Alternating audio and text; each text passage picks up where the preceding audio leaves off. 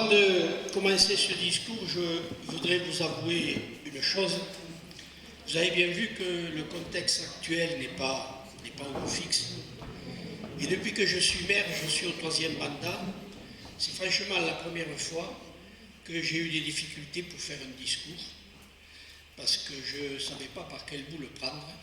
Je ne savais pas quoi vous dire, tellement la situation est difficile. Enfin, pour moi, elle est difficile, je sais pas pour vous, je ne veux pas vous démoraliser.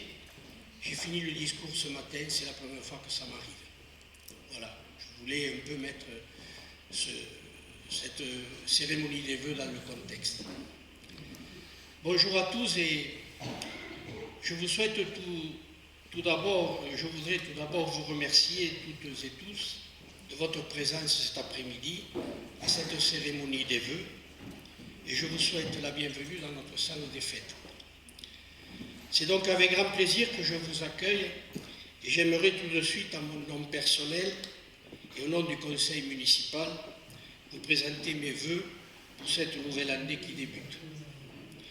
Des vœux de santé, bien sûr, parce que c'est au fond l'essentiel de ce que l'on peut se souhaiter et parce que c'est ce qui nous permet de tout affronter. Ayons d'ailleurs une pensée pour ceux qui nous ont quittés au cours de ces derniers mois et plus généralement pour tous ceux qui sont dans la peine, dans la souffrance et la difficulté. Tout d'abord, j'espère que ces fêtes de Noël et de jour de l'an vous ont permis de passer du temps entouré de celles et de ceux qui vous sont chers. J'espère que ces bons moments de convivialité et de fête vous ont fait oublier la situation morose du pays. Cette cérémonie, vous le savez, c'est l'occasion de parler de la situation du pays, de la commune, de faire un bilan d'étape et de parler de l'avenir. Nous entamons une nouvelle année dans un contexte à la fois complexe et exigeant. À l'échelle internationale, les boulevards géopolitiques avec la guerre en Ukraine qui s'éternise, le Moyen-Orient qui s'embrase, les crises économiques et climatiques nous rappellent l'interconnexion de nos destins. Et c'est donc avec inquiétude que nous observons un peu partout le recul de certaines démocraties, la montée du repli sur soi, les relents de théories nationalistes.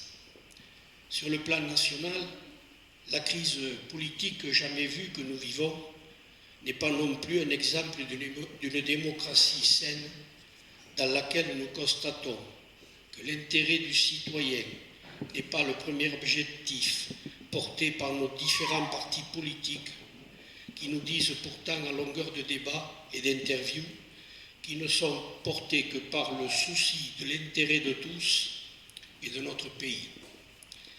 La stratégie du chaos devrait s'effacer face à la volonté du consensus.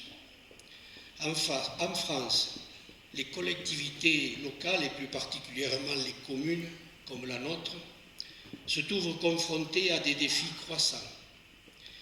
Le désengagement progressif de l'État de certaines de ses missions nous impose d'agir avec toujours plus de créativité et de responsabilité pour répondre aux attentes de nos concitoyens. Cependant, loin de céder au fatalisme, je veux aujourd'hui souligner la force et la résilience des communes. Les communes sont le premier bouclier social et climatique face aux difficultés du quotidien. Elles l'ont prouvé lors de la crise sanitaire de 2020. Elles accueillent de plus en plus de personnes en difficulté, logement, emploi, éducation, santé, autant de services publics portés à bout de bras par les communes confrontées à des baisses budgétaires chaque année. Le thème du dernier congrès des maires à Paris, où j'étais présent d'ailleurs, le thème était « Les communes, heureusement ». Alors ce congrès des maires a insisté sur le rôle essentiel de la proximité au quotidien. Il était d'ailleurs très injuste de laisser croire et de faire porter à nos communes une responsabilité dans l'augmentation de la dette nationale. Croyez-moi, là, ça a fait débat, ça a même été violent à des moments, parce que des membres de l'ancien gouvernement ont accusé les collectivités territoriales territoriale de créer la dette. Là, ça a été très mal vécu par les élus. À Saint-Ibard, cela signifie être présent pour accompagner nos anciens, soutenir nos jeunes, préserver notre environnement et renforcer le lien social qui fait la richesse de notre territoire. Nous sommes une communauté qui sait s'unir dans les moments d'épreuve, que ce soit lors de tempêtes imprévues, d'enjeux sanitaires ou encore pour porter ensemble des projets d'avenir.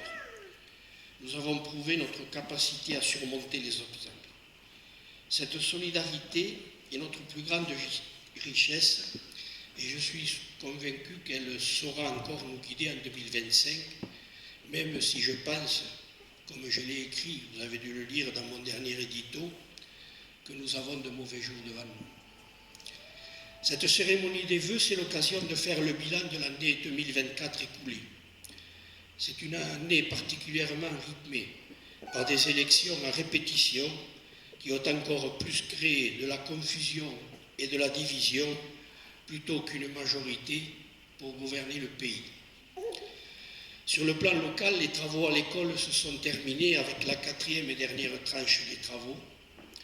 Nous avons réalisé la mise en place des bornes semi-enterrées pour les ordures ménagères, la sécurisation des locaux techniques sous la salle des fêtes, la modernisation des chalets, la mise en place de tables et de plantations à la base de loisirs. Pour 2025, alors là, nous sommes dans une obscurité nébuleuse et pour l'instant, nous naviguons à vue. L'État n'a toujours pas de budget et cette situation est très inquiétante. À ce jour, nous ne savons pas quelle sauce allons-nous être mangés, notamment au niveau des dotations de l'État. Alors, en fonction de ces priorités, notre priorité pour 2025, ce sera la remise en état de la voirie communale, qui est dans un piètre état, à la limite du praticable. Alors aujourd'hui, je vous dirai affaire à suivre. Nous vous tiendrons informés de la situation dès que l'État sera décidé à faire un budget et dès que nous aurons des éléments.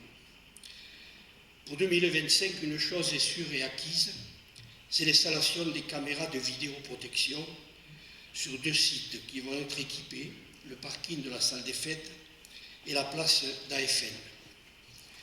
Par cette installation, nous souhaitons prévenir les actes de délinquance, la résolution rapide des incidents, la protection des lieux publics et des infrastructures et améliorer le sentiment de sécurité, et tout cela, bien sûr, comme la loi nous y oblige, dans le respect de la vie privée.